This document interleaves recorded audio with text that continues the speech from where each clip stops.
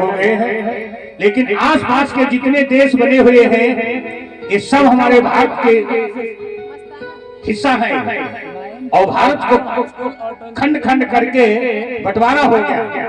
आज देश दूसरे देश बन गए। 563 ईसा पूर्व में ये पूरे भारत का जो है, जितने हमने आपको देश बताए हैं आज पड़ोस, ये सब पूरे भारत में थे।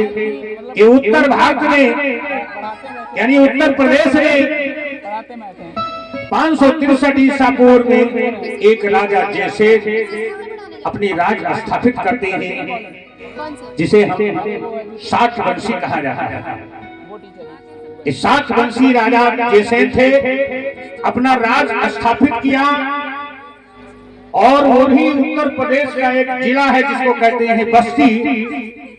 ये पहले बस्ती हुआ करता था, अब इस समय वर्तमान में सिद्धार्थ नगर कहा जाता है। ये जिला बस्ती की बात है। वहीं पर एक छोटा सा राज्य स्थापित किया था राजा जैसे, जो कपिल वस्तु नाम के तब भी था और आज भी कपिल वस्तु के नाम से वो स्थान मशहूर है। वहीं पर राज स्थापित किया राजा जैसे। राजा जैसे की शादी महारानी सुलक्षणा के साथ में हुई और आराम से उनका जीवन व्यतीत होने लगा।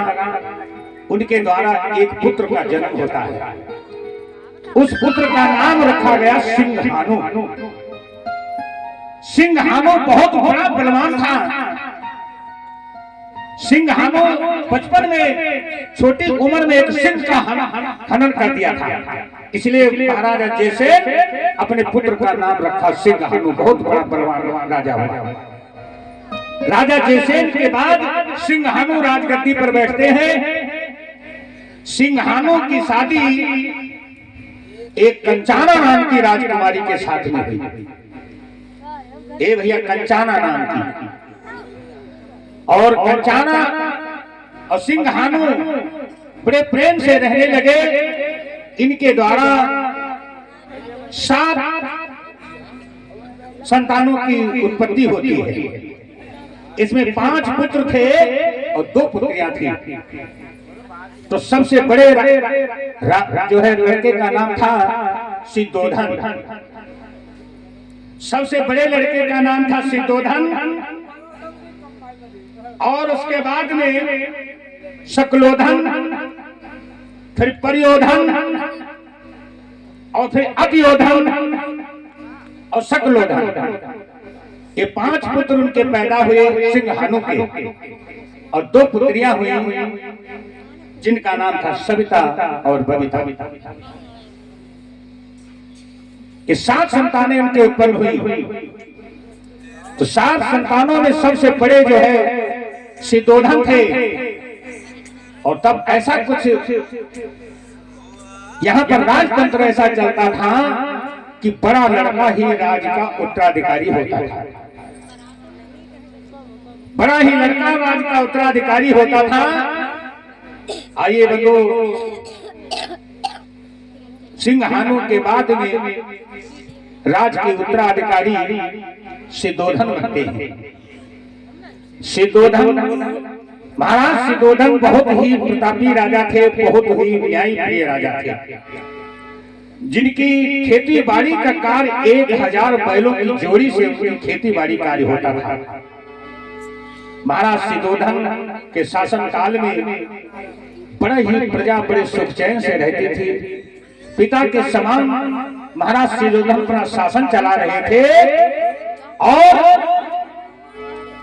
पुत्र के समान प्रजा को मानते थे।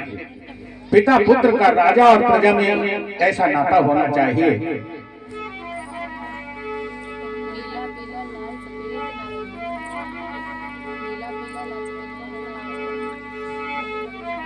तो माँ तो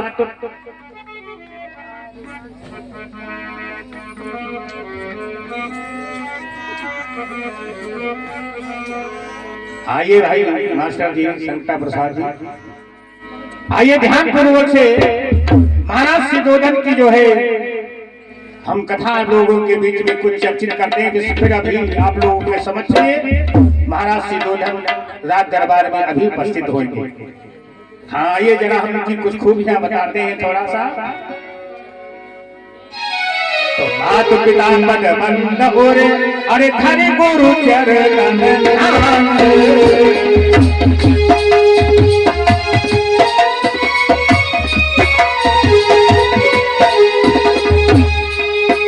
और कहूँ कथा संक्षेप में अरे गौतम चरित्र बता।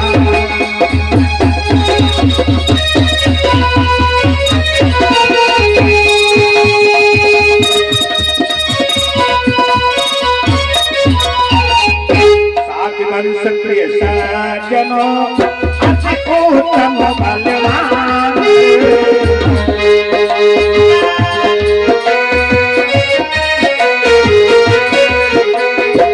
जीवन में देखिए हर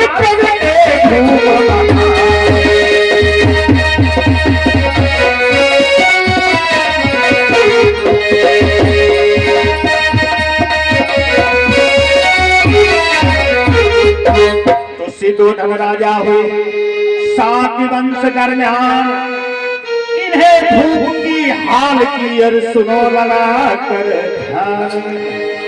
आइए बंधु, महाराज दुर्योधन अपने राज दरबार में अपने मंत्री के साथ में कैसे आते हैं और पहला सीन आप लोग देखेंगे। अरे श्रोताओं नपसी दुर्योधन की एक कपिल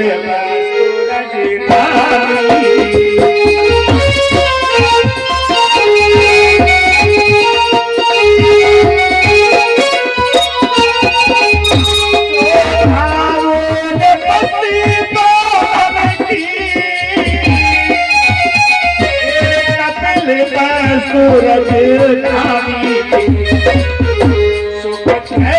से चाहते राज करे जहाँ कभी नहीं है।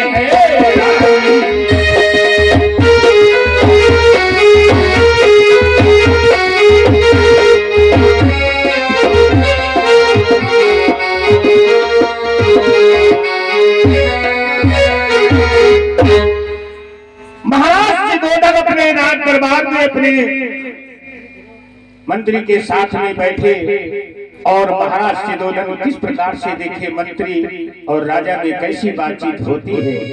पहला सीन आप लोगों के समक्ष में तैयार है। महाराज दुर्योधन ये कपिल वस्तु के महाराजा थे। महाराज दुर्योधन अपने राज दरबार में आसीन थे।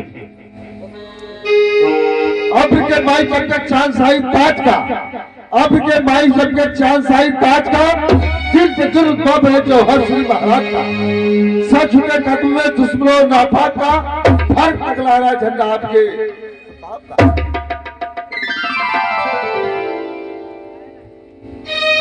हमारे दरबार के चमकते हुए सितारों, तुम हमेशा हमेशा के लिए बरकरार रहो। तुम्हारी हिम्मत व ताकत से जीना और मरना है। ये रंग महल देखते हो, ये सब प्रजा का पसीना है। बंद रही कि दौर में संगठनिया बैर की, अपनी मर्जी पर गुजर करती है गैर की। भाई भाई में सुलह हो या समाई फूट हो, बतलाओ मंत्रीवर प्रजा में किस हवा की लूट है।